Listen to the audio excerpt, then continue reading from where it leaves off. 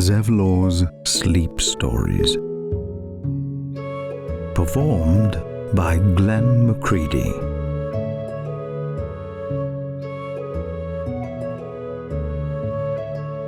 Helm's Lullaby by Godiva Lee.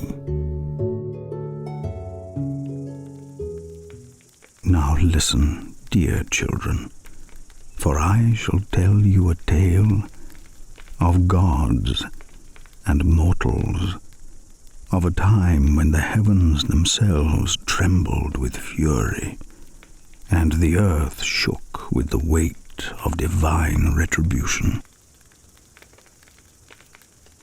In the ancient tapestry of the realms, where the threads of destiny intertwined with the whims of gods, and the stars whispered secrets to those who dared listen, there existed a deity whose presence was as enduring as the mountains and as unyielding as the sea. Known as Helm, revered as the Watcher, his presence was as constant as the northern star, a stalwart guardian who donned armor forged from the essence of duty and responsibility. From his celestial perch, the Watcher gazed upon the mortal realm with unblinking vigilance, his eyes piercing the darkness that lurked in the hearts of mortals and deities alike. His domain was that of protectors and guardians, those who stood as bastions against the encroaching darkness. Long had Helm been seen as a cold and focused deity, impartial in his role as defender and enforcer. Yet, in the depths of his ironclad heart, despite his austere reputation, there lay a softness, a tenderness, reserved for the innocent souls that roamed the land. Minor transgressions were met with forgiving eyes, for the Watcher understood the folly of youth and the boundless curiosity that fueled mortal spirits. But Helm's compassion was not reserved solely for the innocent. It extended to all who sought to uphold the virtues of righteousness and order, piercing any veil of darkness that threatened to engulf the land.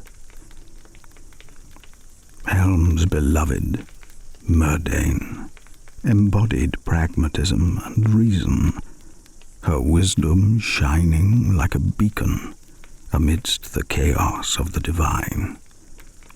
But alas, fate is a fickle mistress, and even the gods are not immune to its capricious nature. During the divine event known as the Dawn Cataclysm, the Morning Lord Lathander sought to reshape the pantheon of deities in his own image. Yet his ambitions were as vast as they were misguided, and the cataclysmic upheaval that ensued wrought destruction upon the realms. It was amidst this turmoil that Myrdain met her tragic end, her fate sealed by the watery embrace of Umberlee, Queen of the Depths. Helm, her beloved, felt the scars of loss etched deep within his soul. His heart grew heavy with grief and resentment, each beat a reminder of his beloved's absence. For though he begrudged the Morning Lord for his part in the tragedy, Helm's true opposition now lay with any deity whose plots threatened the delicate balance and very fabric of Faerûn. Myrdane's demise was not just a lost love for Helm, but a monumental shift in the divine order. Her wisdom and reason had acted as a counterbalance to the more impulsive and chaotic forces among the gods. Without her, the equilibrium of divine influence tipped precariously, casting a shadow over the realms. Helm, once a steadfast guardian of the people, now bore the additional weight of protecting the sanctity of the divine order. His vigilance sharpened, his resolve steeled by the memory of Myrdane's serene strength. Her legacy became a guiding star, illuminating his path as he stood sentinel against the encroaching chaos. In the annals of history, Helm's steadfastness stood as a bulwark against the schemes of malevolent deities. He stood for order and stability, a guardian amidst the storm. There was a time in the days of yore known as the Time of Troubles. It began with a treacherous act, as the gods Bane and Merkel dared to lay hands upon the sacred tablets of fate, seeking to wield power beyond their rightful grasp. But their arrogance did not go unpunished. For the over-deity, Ao, angered by their hubris, decreed a punishment of unprecedented severity. With a wave of his mighty hand, Ao cast judgment upon the gods, relegating them to walk amongst their mortal followers on the earth. Only Helm, the steadfast guardian, was spared this fate, entrusted by the Lord Ao to watch over the gates to the heavens, his divine power unmatched and his resolve unyielding. The consequences of Ao's edict were swift and far-reaching.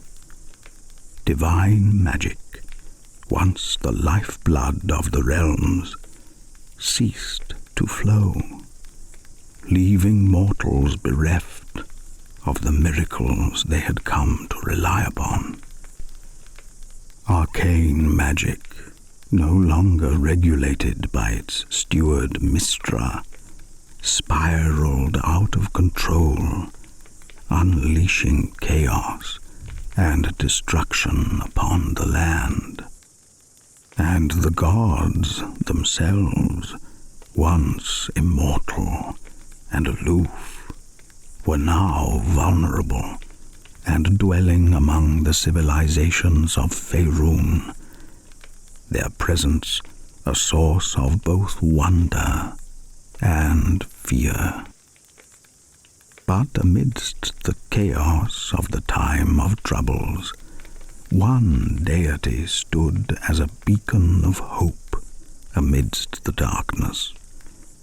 It was Helm, the Watcher, who bore the weight of Lord Ao's trust upon his shoulders, guarding the celestial stairway with unwavering vigilance.